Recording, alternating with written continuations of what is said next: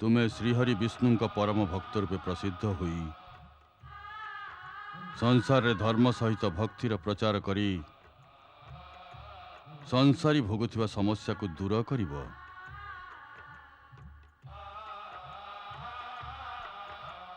नारायण नारायण। ओम नमः शिवाय। ओम नमः शिवाय। ओम नमः शिवाय।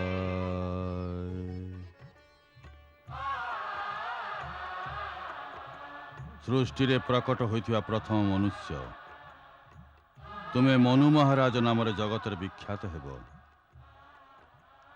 आउ सृष्टि रे प्रकट होइथिबा प्रथम नारी संसार तुमको सतरूपा नाम सर्वदा स्मरण रखिबो। आम निमंते कौन आज्ञा अछि परम पिता?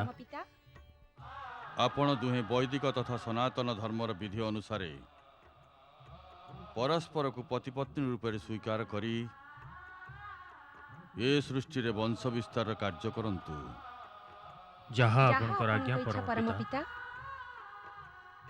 ओम नमः शिवाय।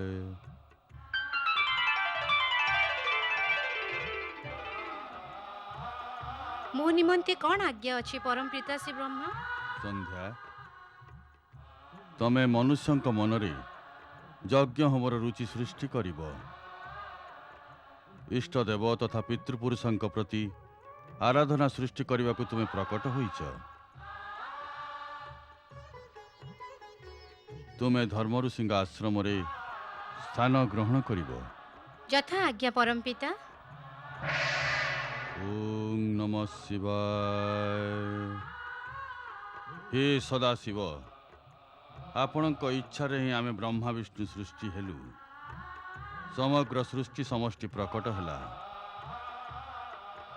आपण ही समस्त ज्ञान विज्ञान कला नृत्य संगीत एवं विद्यार आदिश्वर।